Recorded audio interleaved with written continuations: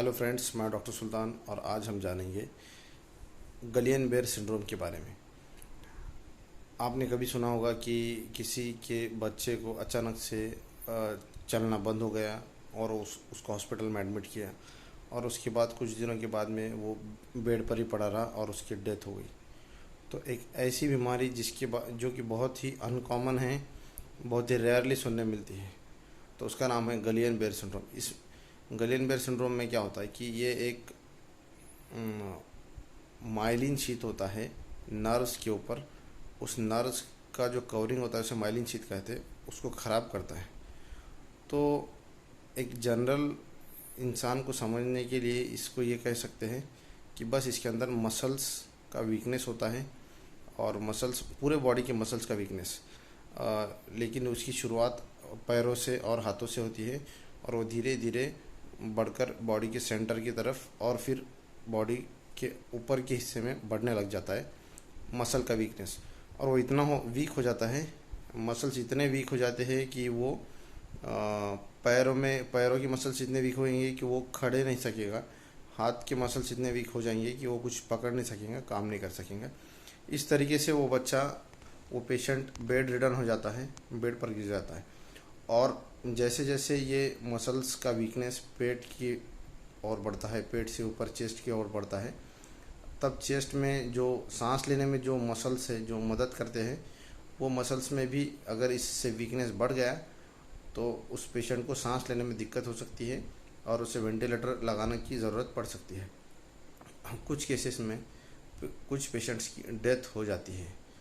तो इसके अंदर मतलब 1 से 2% केसेस गलियन बेयर सिंड्रोम के जिनकी इन्फेक्शन होने के बाद में डेथ हो जाती।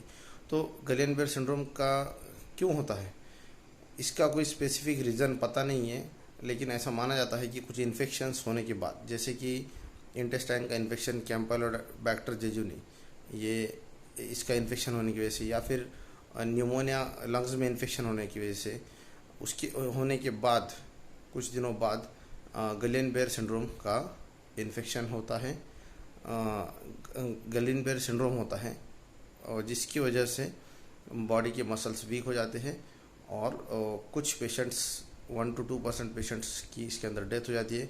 कुछ बाकी के पेशेंट्स रिकवर हो जाते हैं और कुछ पेशेंट्स में इसका वीकनेस कुछ सालों तक भी चलता है। तो इसे डायग्नोसिस कैसा करेंगे? गलियन बेयर सिंड्रोम का डायग्नोसिस मतलब ऐसा है कि क्लिनिकली देखकर हम, मतलब उसके सिम्टम्स को देखकर हम पहचान सकते हैं कि ये गलियन बेयर सिंड्रोम है। दूसरा, इसके अंदर CSF का एग्जामिनेशन किया जाता है, सेरेब्रोस्पाइनल फ्लूइड।